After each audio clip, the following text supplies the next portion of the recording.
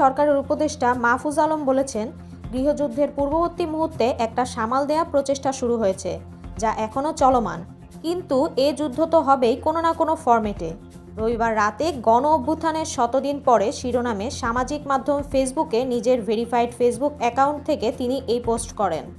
পোস্টে তিনি লিখেছেন, পুরনো বন্দোবস্তের প্রতি দাসখত লিখে দেওয়া লোকেরা আবারও ঐক্যবদ্ধ হবে। এ দল ওই দল এখানে মুখ্য নয়, মুখ্য হলো পুরাতন প্রজন্ম ও বন্দোবস্ত। ছাত্র তরুণদের জন্য একটি সুযোগ এসেছে। প্রতিটি প্রজন্মের কাছেই এরকম একটি সুযোগ আসে। 90-এর ছাত্র তরুণ খরচ হয়ে গেছে আজেগার প্রজন্মের ধূর্তামির কাছে।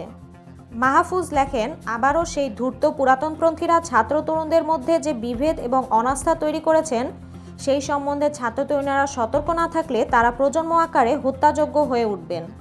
কারণ 90 এত রক্তাক্ত এবং কনফ্রিস্টেশনাল ছিল না। তিনি আরও লিখেছেন, এখানে প্রায় 1.5 লক্ষ আহত, মাঠের লড়াকু আছেন, 2000 বা তদর্থ শহীদ রয়েছেন। গৃহযুদ্ধের পূর্ববর্তী মুহূর্তে একটা সামাল দেওয়া প্রচেষ্টা শুরু হয়েছে, যা এখনও চলমান। কিন্তু এই যুদ্ধ তো হবেই কোনো না কোনো ফরম্যাটে। পুরাতন ও নতুনের এই রক্তাক্ত দ্বন্দ্বে রণনীতি এবং প্রধান দণ্ড বুঝে নেওয়া জরুরি, খুবই জরুরি। মৃত্যু আমাদের ছুঁয়ে গেছে, আমরা জ্যান্ত মরা হয়ে গেছি। আমাদের শহীদ হয়ে যাওয়া ভাই বোনের সাক্ষ্যকে নিরন্তর পুনরাবৃত্তি করে যেতেই হবে। ক্লান্ত হয়েন না, জড়ো হন, ঘন হয়ে বসুন।